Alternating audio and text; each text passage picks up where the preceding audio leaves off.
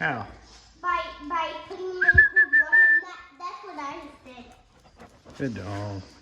What's up, guys? It's Aaron Barton with Barton Outfitters. And in this video, Olive Addison, a graduate of my bird dog training program, comes back to get some tune-up reps for a hunt tomorrow, and she's all turned up, so her and Dublin are playing some fetch to get a little of the energy out. And this video will kind of show you what it's like when you have multiple griffs in the home, particularly unrelated griffs or griffs that don't live with each other.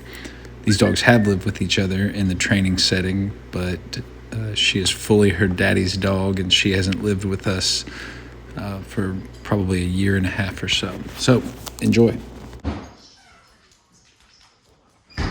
Good dog. Dub, come. Come.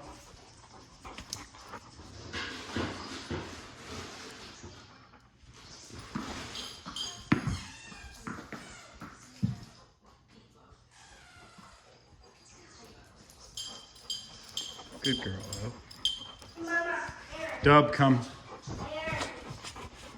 Yeah, buddy. If I go there, can I get Pokemon? No. Come on. No, because you already did it for a box. Bad trade on your part. Wait, so if I did this box, would I get Pokemon? No, I was going to make you go either way. Dub.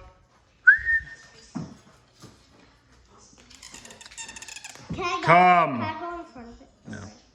Come. Is it gonna mess up the camera? You little thief. Is it gonna mess up the camera? No, it's going to mess up the dogs. Dub, come. It's